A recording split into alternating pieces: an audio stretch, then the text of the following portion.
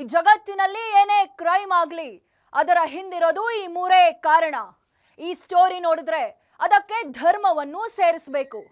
ಅಪರಾಧ ಮಾಡುವಾಗ ಪಾಪಿಗಳ ಮನಸ್ಸಲ್ಲಿ ದುರಾಸೆ, ಮೋಹ, ಆಕ್ರೋಶ, ಕಾಮ ಹೀಗೆ ಏನಿರುತ್ತೋ ಏನೋ ಆಗಬಾರದ್ದು ಆಗಿ ಸಿಕ್ಕಿಬಿದ್ದ ಮೇಲೆ ಪ್ರತಿಯೊಬ್ಬ ಅಪರಾಧಿಗೂ ಅನಿಸೋದು, ಮನಸ್ಸಿನಲ್ಲಿ ಕಾಡೋ ಮೊದಲ ಮತ್ತು ಕೊನೆಯ ಪ್ರಶ್ನೆ ಒಂದೇ, ಇದೆಲ್ಲ ಬೇಕಿತ್ತ?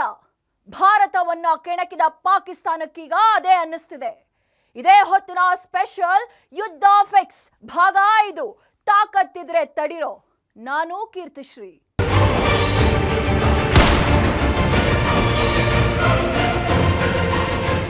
ಗಡಿಯಲ್ಲಿ ಯೋಧರು ಸಜ್ಜಾಗಿ ನಿಂತಿದ್ದಾರೆ. ಯುದ್ಧ ವಿಮಾನಗಳು ಹಾರಾಡೋಕೆ ಹಾತೊರೆಯುತ್ತಿವೆ. ಪಾಪಿ ಪಾಕಿಸ್ತಾನವನ್ನ ಧ್ವಂಸ ಮಾಡೋಕೆ ರಫೇಲ್ ರೆಡಿಯಾಗಿದೆ. ಸಮುದ್ರದಿಂದ INS ವಿಕ್ರಾಂತ್ ನುಗ್ಗಿ ಬರಲಿದೆ. ಪ್ರಧಾನಿ ಮೋದಿ ಸ್ಟಾರ್ಟ್ ಅಂದ್ರೆ ಸಾಕು, ಉಗ್ರರ ಸರ್ವನಾಡು ಪಾಕಿಸ್ತಾನ ಬರಡು ಭೂಮಿಯಂತಾಗಿ ಬಿಡುತ್ತೆ. ಪಾತಾಳದಲ್ಲಿ ಅಡಗಿದ್ರು ಅಲ್ಲೇ ಆ ರಕ್ತ ಪಿಪಾಸುಗಳ ಸಮಾಧಿಯಾಗುತ್ತೆ. ಇದಕ್ಕೆ ಬೇಕಿರೋದು ಆ ಒಂದು ಆದೇಶ. ಅದು ಹೊರಬಿತ್ತು ಅಂದ್ರೆ ಪಾಪಿ ಪಾಕಿಸ್ತಾನದ ಅಂತ್ಯದ ಆರಂಭ ಶುರುವಾಗುತ್ತೆ. ಅದು ಹೇಗೆ ಅಂತ ತೋರಿಸ್ತೀವಿ ನೋಡಿ.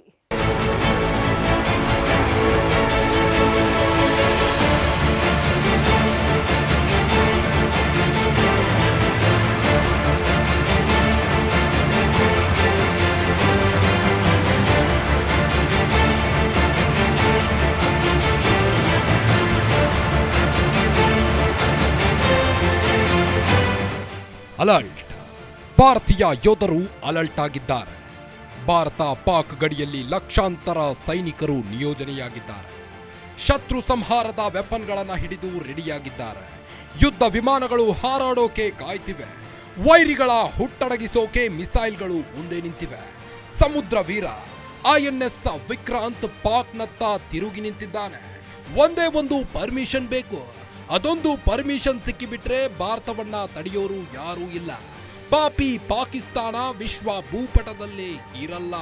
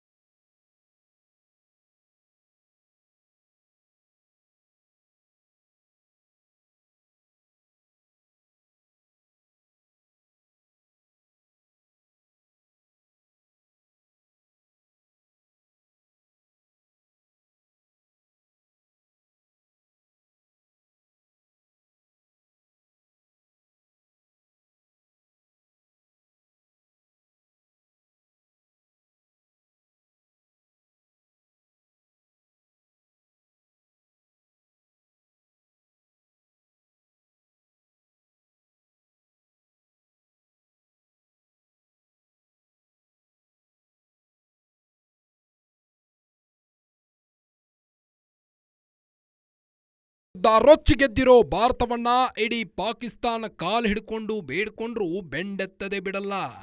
ಇದು ಭಾರತದ ಜಾಯಮಾನ ಅಲ್ಲವೇ ಅಲ್ಲ. ಪಹಲ್ಗಾಮ್ನಲ್ಲಿ ನರಮೇಧ ನಡೆಸಿದ ಆ ಭಯೋತ್ಪಾದಕರು, ಅದಕ್ಕೆ ಕುಮ್ಮಕ್ಕು ನೀಡಿದ ಪಾಕಿಸ್ತಾನಿಯರಿಗೆ ಬುದ್ಧಿ ಕಲಿಸೋ ಟೈಮ್ ಬಂದಿದೆ. ಪ್ರಧಾನಿ ಕಚೇರಿಯಿಂದ ಬರಬೇಕಿರೋದು ಒಂದು ಆದೇಶವಷ್ಟೇ. ಅದನ್ನ ಕೊಡಬೇಕಿರೋದು ಪ್ರಧಾನಿ ನರೇಂದ್ರ ಮೋದಿ ಹುಡುಕಿ ಹೊಡೆಯುತ್ತೇವೆ ಅಂತ ಪಾಕ್ಗೆ ವಾರ್ನಿಂಗ್ ಕೊಟ್ಟಿದ್ದಾರೆ. ಹೇಳೋದನ್ನೇ ಮಾಡೋ ಪ್ರಧಾನಿ ಮೋದಿ ರಕ್ಷಣಾ ಸಚಿವ ರಾಜನಾಥ್ ಸಿಂಗ್ ಅವರಿಂದ ಮಾಹಿತಿಯನ್ನ ಪಡೆದುಕೊಂಡಿದ್ದಾರೆ. ದೆಹಲಿಯ 7 ಲೋಕ ಕಲ್ಯಾಣ ಮಾರ್ಗದಲ್ಲಿರೋ ಪ್ರಧಾನಿ ಮೋದಿ ನಿವಾಸಕ್ಕೆ ರಕ್ಷಣಾ ಸಚಿವ ರಾಜನಾಥ್ ಸಿಂಗ್ ಭೇಟಿ ನೀಡಿದ್ರು. ಗಂಟೆಗಳ ಕಾಲ ಪ್ರಧಾನಿ ಮೋದಿ ಹಾಗೂ ರಾಜನಾಥ್ ಸಿಂಗ್ ಸಭೆಯನ್ನ ನಡೆಸಿದ್ದಾರೆ.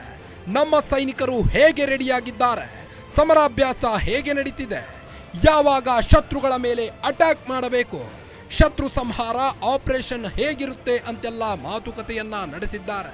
ಪ್ರಧಾನಿ ಮೋದಿಗೆ ಪಿನ್ ಟು ಪಿನ್ ಡೀಟೇಲ್ಸ್ ನೀಡಿದ್ದಾರೆ. ಪಾಕ್ನ ಹುಟ್ಟಡಗಿಸೋಕೆ 3 ವಿಭಾಗದ ಸೇನೆಯು ಏನೆಲ್ಲ ನಿರ್ಧಾರವನ್ನ ತೆಗೆದುಕೊಂಡಿದೆ ಅಂತ ತಿಳಿಸಿದ್ದಾರೆ. ಪ್ರಧಾನಿ ಮೋದಿಗೆ ಮಾಹಿತಿ ನೀಡೋಕ್ಕೂ ಮುಂಚೆ ರಾಜನಾಥ್ ಸಿಂಗ್ ಮತ್ತೊಂದು ಹೈ ವೋಲ್ಟೇಜ್ ಮೀಟಿಂಗ್ ಮಾಡಿದ್ರು.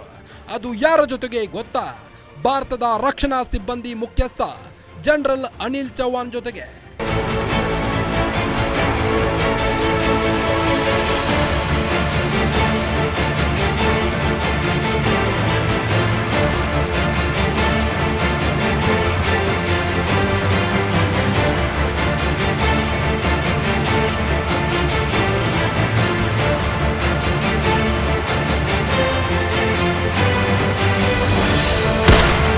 ಪಾಕ್ ನಿರ್ನಾಮಕ್ಕೆ ರೆಡಿ, ಜಸ್ಟ್ ಓಕೆ ಎಂದು ಬಿಡಿ.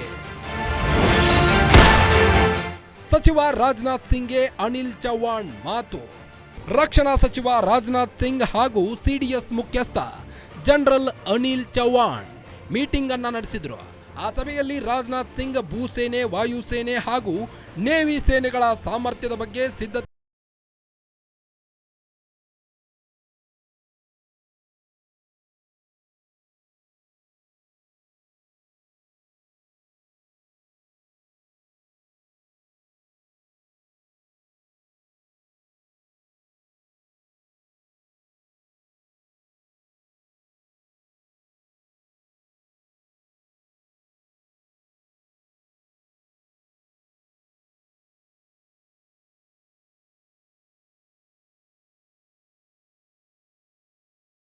ಮೀಟಿಂಗ್ನಲ್ಲಿ ಸಚಿವ ರಾಜನಾಥ್ ಸಿಂಗ್ ಹಾಗೂ ಜನರಲ್ ಅನಿಲ್ ಚೌಹಾಣ್ ಕೆಲ ನಿರ್ಧಾರಗಳನ್ನ ತೆಗೆದುಕೊಂಡಿದ್ದಾರೆ.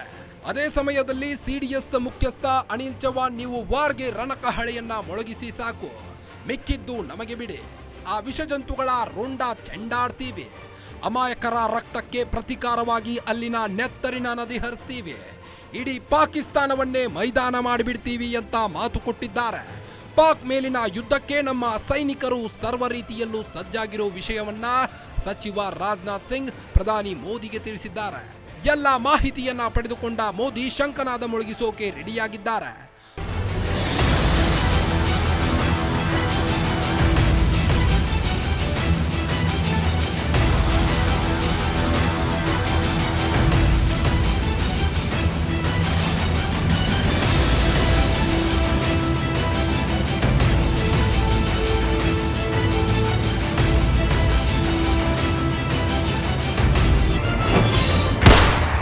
ಭಾರತ ಪಾಕ್ ಗಡಿಯಲ್ಲಿ ಹೆಚ್ಚಾದ ಯುದ್ಧ ಕಾರ್ಮೋಡ. ಬೆಳೆ ಕಟಾವಿಗೆ 48 ಗಂಟೆ ಡೆಡ್ಲೈನ್, ರೈತರು ಕಂಗಾಲು.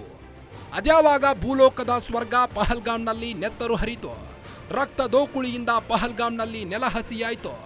ಆಗಲೇ ಅಲ್ಪ ಸ್ವಲ್ಪ ಉಳ್ಕೊಂಡಿದ್ದ ಭಾರತ ಪಾಕ್ ನಡುವಿನ ಸಂಬಂಧಕ್ಕೂ ಕೊಳ್ಳಿ ಬಿತ್ತು, ಎಕ್ಸ್ಪೋರ್ಟ್ ಇಂಪೋರ್ಟ್ಗೂ ಕುತ್ತು ಬಿತ್ತು. ಇಲ್ಲಿರೋ ಪಾಕಿಸ್ತಾನಿಯರು ಆ ಕಡೆ ಹೋಗ್ತಿದ್ದಾರೆ, ಅಲ್ಲಿರೋ ಭಾರತೀಯರು ಈ ಕಡೆ ಬರ್ತಿದ್ದಾರೆ. ಒಂದೇ ಮಾತಲ್ಲಿ ಹೇಳಬೇಕು ಅಂದ್ರೆ ಪಹಲ್ಗಾಮ್ ಘಟನೆಯಿಂದ ಭಾರತ ಪಾಕ್ ನಡುವೆ ಏನೂ ಇಲ್ಲ, ಏನೇನೂ ಇಲ್ಲ. ಈಗಿರೋದು ಒಂದೇ, ಅದು ವಾರ್.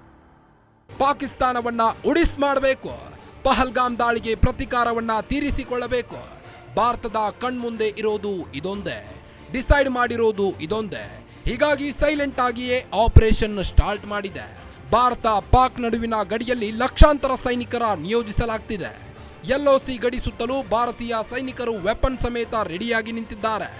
ಯಾವ ಸಮಯದಲ್ಲಿ ಬೇಕಾದರೂ ಪ್ರತಿಕಾರದ ಯುದ್ಧ ಸ್ಟಾರ್ಟ್ ಆಗಬಹುದು. ಯಾಕಂದ್ರೆ ಸೇನೆಯೇ ಮೇಲಿಂದ ಮೇಲೆ ಸುಳಿವು ನೀಡ್ತಿದೆ. ಇದೀಗ ಪಂಜಾಬ್ ಗಡಿಯಲ್ಲಿ ಬೆಳೆ ಕಟಾವಿಗೆ 48 ಗಂಟೆ ಡೆಡ್ಲೈನ್ ಕೊಡುವ ಮೂಲಕ ಯುದ್ಧದ ಸುಳಿವು ನೀಡಿದೆ.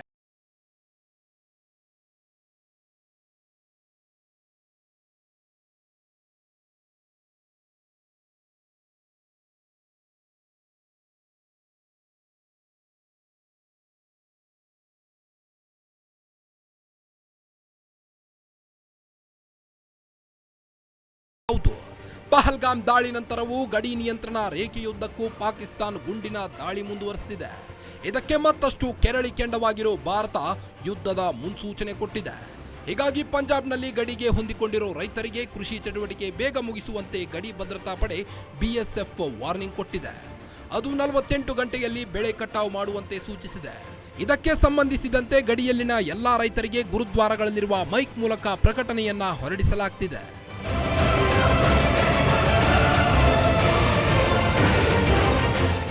ಗಡಿ ನಿಯಂತ್ರಣ ರೇಖೆಯ 530 ಕಿಲೋಮೀಟರ್ ವ್ಯಾಪ್ತಿಯ ಗುರುದ್ವಾರ, ಅಮೃತ್ಸರ್, ತರನ್, ಫಿರೋಜ್ಪುರ್, ಫಜಿಕಾ ಜಿಲ್ಲೆಗಳ 48,000 ಎಕರೆ ಪ್ರದೇಶದಲ್ಲಿ ಕೃಷಿ ಮಾಡಲಾಗಿದೆ. ಏಕಾಏಕಿ ಬೆಳೆ ಕೊಯ್ಲಿಗೆ ಬಿಎಸ್ಎಫ್ ಯೋಧರು ಒತ್ತಾಯವನ್ನ ಮಾಡ್ತಿರೋದ್ರಿಂದ ರೈತರು ಕಂಗಾಲಾಗಿದ್ದಾರೆ. ಅದಕ್ಕೆ ಬಿಎಸ್ಎಫ್ ಅಧಿಕಾರಿಗಳು ರೈತರಿಗೆ ಮನವರಿಕೆ ಮಾಡಿಕೊಡುವ ಪ್ರಯತ್ನ ಮಾಡಿದ್ದಾರೆ. ಭವಿಷ್ಯದಲ್ಲಿ ಉಂಟಾಗುವ ಯಾವುದೇ ಅನಾನುಕೂಲ ಸನ್ನಿವೇಶ ಎದುರಿಸೋಕೆ ಕೃಷಿಕರು ಸಜ್ಜಾಗಬೇಕು. ಸಂಕಷ್ಟಕ್ಕೆ ಸಿಲುಕುವ ಮೊದಲು ಬೆಳೆ ಕಟಾವು ಮಾಡುವುದು ಅಗತ್ಯ. ಸದ್ಯದ ಸ್ಥಿತಿಯಲ್ಲಿ ರಾಷ್ಟ್ರದ ಹಿತಾಸಕ್ತಿ ಅತಿ ಮುಖ್ಯ ಅಂತ ಮನವೊಲಿಸೋ ಪ್ರಯತ್ನ.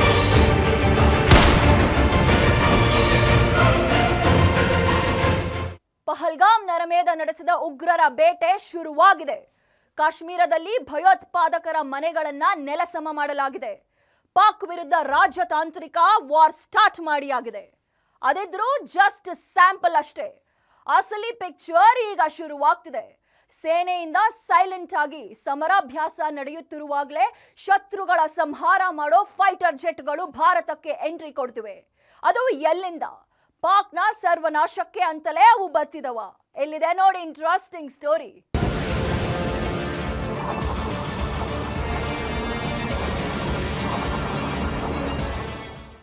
ಪಾಕಿಸ್ತಾನ್ ಉಗ್ರರ ಈ ನಾಡಿನ ಹೆಸರು ಕೇಳಿದ್ರೆ ಮೈಗೆ ಬೆಂಕಿ ಹೊತ್ತಿಕೊಂಡಂತಾಗುತ್ತೆ. ರಕ್ತದ ಕಣಕಣವು ಕುದಿಯುತ್ತೆ. ಇಡೀ ದೇಶವನ್ನೇ ಧ್ವಂಸ ಮಾಡಿಬಿಡಬೇಕು ಅನ್ನುವಷ್ಟು ಆಕ್ರೋಶ ಉಕ್ಕಿ ಬರುತ್ತೆ. ಶತ್ರು ರಾಷ್ಟ್ರಕ್ಕೆ ತಕ್ಕ ಬುದ್ಧಿ ಕಲಿಸೋಕೆ ಟೈಮ್ ಹತ್ತಿರವಾಗಿದೆ. ಉಗ್ರರೇ ತುಂಬಿಕೊಂಡಿರೋ ಪಾಕಿಸ್ತಾನದ ಅಂತ್ಯ ಶುರುವಾಗಿದೆ. ಇನ್ಯಾರೂ ತಡೆಯೋಕೆ ಸಾಧ್ಯವಿಲ್ಲ. ಭಾರತವನ್ನ ತಡೆಯೋಕೆ ಬಂದವರು ಕೂಡ ಉಳಿಯಲ್ಲ. ಯಾಕಂದ್ರೆ ಭಾರತಕ್ಕೆ ಬರ್ತಿರೋದು ಅಂತಿಂತ ಜೆಟ್ ಅಲ್ಲ, fighter jet, Rafale fighter jet.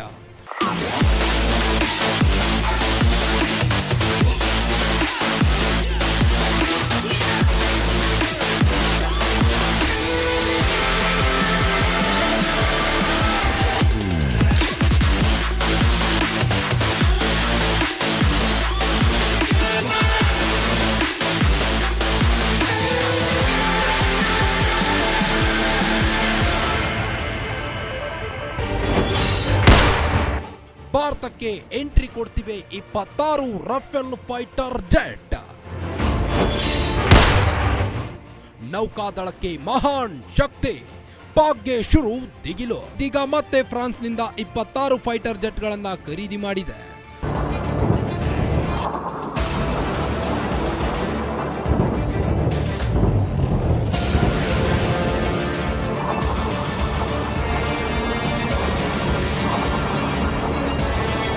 Bharat ಹಾಗೂ ಫ್ರಾನ್ಸ್ 63,000 ಕೋಟಿ ರೂಪಾಯಿ ಒಪ್ಪಂದಕ್ಕೆ ಸಹಿ ಹಾಕಿವೆ. ಒಪ್ಪಂದದಂತೆ 26 ರಫೇಲ್ ಎಂ ಫೈಟರ್ ಜೆಟ್ಗಳನ್ನ ಖರೀದಿ ಮಾಡಲಾಗ್ತಿದೆ. 4.5 ಜನರೇಷನ್ನ ಈ ರಫೇಲ್ ಫೈಟರ್ ಜೆಟ್ಗಳು ಸದ್ಯದಲ್ಲೇ ವಾಯುಪಡೆಗೆ ಸೇರ್ಪಡೆಯಾಗ್ತಿದೆ. ಜೊತೆಗೆ ಭಾರತೀಯ ಸೇನೆಗೆ ಹೆಚ್ಚಿನ ಬಲ ತರಲಿದೆ. ಮುಖ್ಯವಾಗಿ ಪಾಕಿಸ್ತಾನದ F-16 ಫೈಟರ್ ಜೆಟ್ಗೆ ನಾವು ಖರೀದಿ ಮಾಡ್ತಿರೋ ರಫೇಲ್ ಫೈಟರ್ ಜೆಟ್ಗಳು ಫೈಟ್ ನೀಡಲಿವೆ. ಹೈ ಟೆಕ್ನಾಲಜಿ ಸಿಸ್ಟಮ್ ಹೊಂದಿರೋ ರಫೇಲ್ ಜೆಟ್ಗಳು ನುಗ್ಗಿದ್ರೆ ಶತ್ರುಗಳ ಕತೆ ಮುಗಿತು ಅಂತಾನೆ.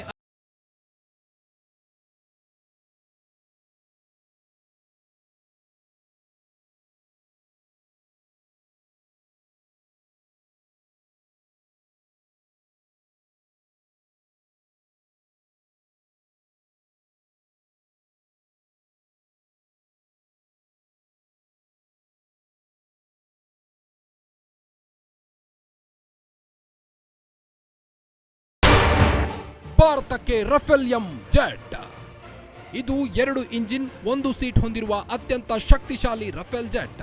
ಇದರಲ್ಲಿ ಬಲಿಷ್ಠ ಲ್ಯಾಂಡಿಂಗ್ ಗೇರ್, ಟೈಲ್ ಹುಕ್ ಮತ್ತು ಮಂಡಿಸಬಹುದಾದ ರೆಕ್ಕೆಗಳಂತ ವೈಶಿಷ್ಟ್ಯಗಳಿವೆ. ರಫೇಲ್ ಎಂನಲ್ಲಿ ಶಸ್ತ್ರಾಸ್ತ್ರಗಳನ್ನು ಹೊತ್ತೊಯ್ಯಲು 13 ಹಾರ್ಡ್ ಪಾಯಿಂಟ್ಗಳಿವೆ. ಈ ವಿಮಾನವು mica, magic, side winder, ASRAAM ಮತ್ತು AMRAAM ನಂತಹ ಗಾಳಿಯಿಂದ ಗಾಳಿಗೆ ಹೊಡೆಯುವ ಕ್ಷಿಪಣಿಗಳನ್ನು ಹೊತ್ತೊಯ್ಯಲಿದೆ. ನೆಲದ ಮೇಲೆ ದಾಳಿ ಮಾಡುವಾಗ Apache, AS-30L, ALARM, HARM, ಮ್ಯಾವರಿಕ್ PGM-100 ಕ್ಷಿಪಣಿಗಳನ್ನು ಹೊಂದಿದೆ. ಇನ್ನು ಸಮುದ್ರದಲ್ಲಿರುವ ಯುದ್ಧ ನೌಕೆ ನಾಶ ಮಾಡಲು ಎಕ್ಸೋಸೆಟ್, AM-39 ಪೆಗ್ವಿನ್ 3 ಮತ್ತು ಹಾರ್ಪೂನ್ ಕ್ಷಿಪಣಿಗಳನ್ನು ಬಳಸುತ್ತೆ.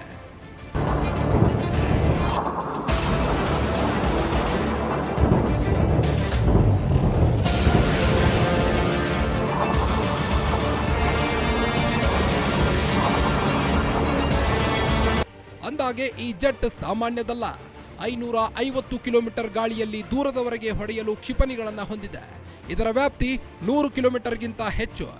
ಇದರೊಂದಿಗೆ ರಫೇಲ್ ಹಲವು ಬಗೆಯ ಬಾಂಬ್ಗಳನ್ನು ಕೂಡ ಹಾಕುವ ತಾಕತ್ತು ಹೊಂದಿದೆ. ಇದರಿಂದ ಏನಿಲ್ಲ ಅಂದ್ರೂ ನಿಮಿಷಕ್ಕೆ 2500 ಸುತ್ತುಗಳ ಗುಂಡು ಹಾರಿಸಬಹುದು. ಅಷ್ಟೇ ಅಲ್ಲ, ಇದು ಗಾಳಿಯಿಂದ ಗಾಳಿಗೆ ಮತ್ತು ಗಾಳಿಯಿಂದ ನೆಲಕ್ಕೆ ದೂರದವರೆಗೆ ಹೊಡೆಯುವ ಕ್ಷಿಪಣಿಗಳನ್ನು ಹೊಂದಿದೆ.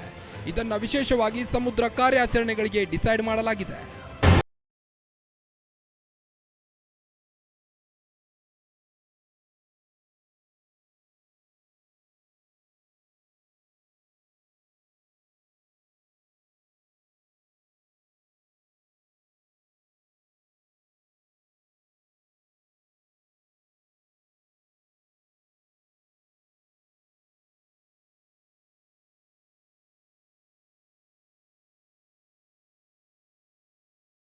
ಸಾವಿರದ 222 ಕಿಲೋಮೀಟರ್ ವೇಗದಲ್ಲಿ ನುಗ್ಗುತ್ತೆ. ಒಮ್ಮೆ ಟಾರ್ಗೆಟ್ ಫಿಕ್ಸ್ ಮಾಡಿದ್ರೆ ಮುಗೀತು. ಎದುರಾಳಿಗಳ ಫೈಟರ್ ಜೆಟ್ಗಳನ್ನು ಹೊಡೆದುರುಳಿಸುತ್ತೆ. ಇದು ನೆಲದಲ್ಲಿ ಹಾಗೂ ಗಾಳಿಯಲ್ಲೂ ಯುದ್ಧ ಮಾಡೋ ತಾಕತ್ತು ಹೊಂದಿರುವುದರಿಂದ ಹೇಗೆ ಬೇಕಾದರೂ ಬಳಸಬಹುದು.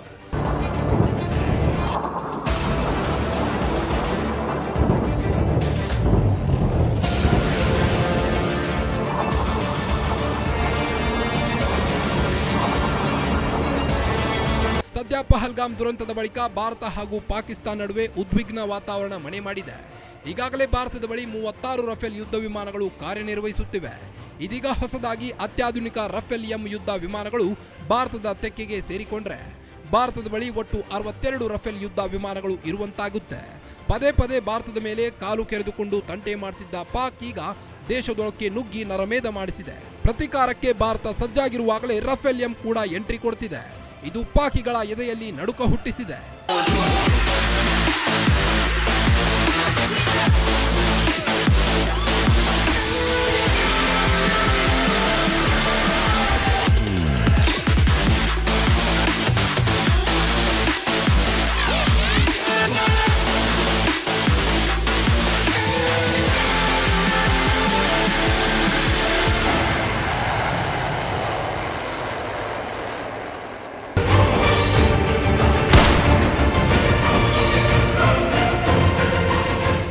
ಭಾರತ ಕೊಟ್ಟ ಹೊಡೆತಕ್ಕೆ ಪಾಕಿಸ್ತಾನಕ್ಕೆ ಪುಕ ಪುಕ ಅಂತಿದೆ.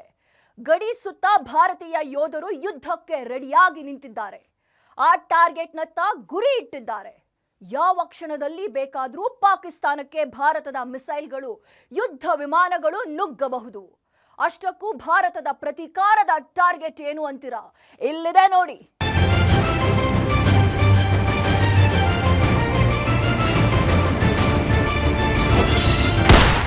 ಭಾರತದ ಟಾರ್ಗೆಟ್ ಫಿಕ್ಸ್. ಪ್ರತೀಕಾರ ಯಾವಾಗ? ಟೆರರಿಸ್ಟ್ ಕ್ಯಾಂಪ್, ಟೆರರಿಸ್ಟ್ಗಳ ಮೇಲೆ ಅಟ್ಯಾಕ್. ಭಾರತದ ಮೊಟ್ಟ ಮೊದಲ ಟಾರ್ಗೆಟ್ ಪಾಕ್ ಭೂಪ್ರದೇಶದಲ್ಲಿರುವ ಟೆರರಿಸ್ಟ್ ಕ್ಯಾಂಪ್. ಪಾಕ್ ಭಾಗದ LOC ಬಳಿ 42 ಉಗ್ರರ ಶಿಬಿರಗಳಿವೆ. ಮೊದಲಿಗೆ ಇವುಗಳನ್ನು ಒಡಿಸ್ ಮಾಡಬೇಕು ಅನ್ನೋದೇ ಭಾರತದ ಫಸ್ಟ್ ಟಾರ್ಗೆಟ್ ಆಗಿದೆ. ಇನ್ನು ಪ್ರತೀಕಾರದ ಭಾಗವಾಗಿ ಭಾರತ ಉಗ್ರರು, ಉಗ್ರ ಸಂಘಟನೆಯ ನಾಯಕರನ್ನೇ ಗುರಿಯಾಗಿಸಿಕೊಂಡು ಭಾರತ ಅಟ್ಯಾಕ್ ಮಾಡಲಿದೆ. ಇಸ್ರೇಲ್ ಕೂಡ ಇದೇ ರೀತಿಯಾಗಿ ಟಾರ್ಗೆಟ್ ಮಾಡಿ ಹಮಾಸ್ ಉಗ್ರರನ್ನ ಹತ್ಯೆ ಮಾಡಿತ್ತು. ಹೀಗಾಗಿ ಭಾರತ ಕೂಡ ಇಸ್ರೇಲ್ ಮಾದರಿಯಲ್ಲೇ ಮೊದಲಿಗೆ ಉಗ್ರರಿಗೆ ಸಮಾಧಿ ಕಟ್ಟೋಕೆ ಮುಂದಾಗಿದೆ.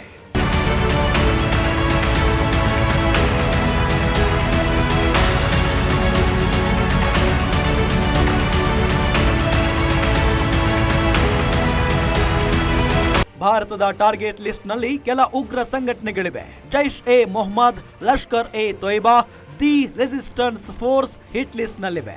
ಇವುಗಳ ಟೆರರ್ ಕ್ಯಾಂಪ್ಗಳು ಎಲ್ಲಿವೆ ಅನ್ನೋದನ್ನ ಮೊದಲಿಗೆ ಗುರುತಿಸಿ ವಾರ್ ಸ್ಟಾರ್ಟ್ ಮಾಡೋ ಸಾಧ್ಯತೆ ಇದೆ. ಪಾಕ್ನ ಉಗ್ರರು, ಉಗ್ರರ ಶಿಬಿರಗಳ ಮೇಲೆ ಯೋಧರೇ ನುಗ್ಗಿ ದಾಳಿ ಮಾಡೋದಿಲ್ಲ. ಅವುಗಳನ್ನ ಗುರಿಯಾಗಿಸಿ ಭಾರತ ಮಿಸೈಲ್ ದಾಳಿಯನ್ನ ನಡೆಸಬಹುದು. ಪೃಥ್ವಿ, ಅಗ್ನಿ, ಬ್ರಹ್ಮೋಸ್ ಮಿಸೈಲ್ ಬಳಸಿ ಉಗ್ರ ಶಿಬಿರಗಳನ್ನ ಸರ್ವನಾಶ ಮಾಡಬಹುದು.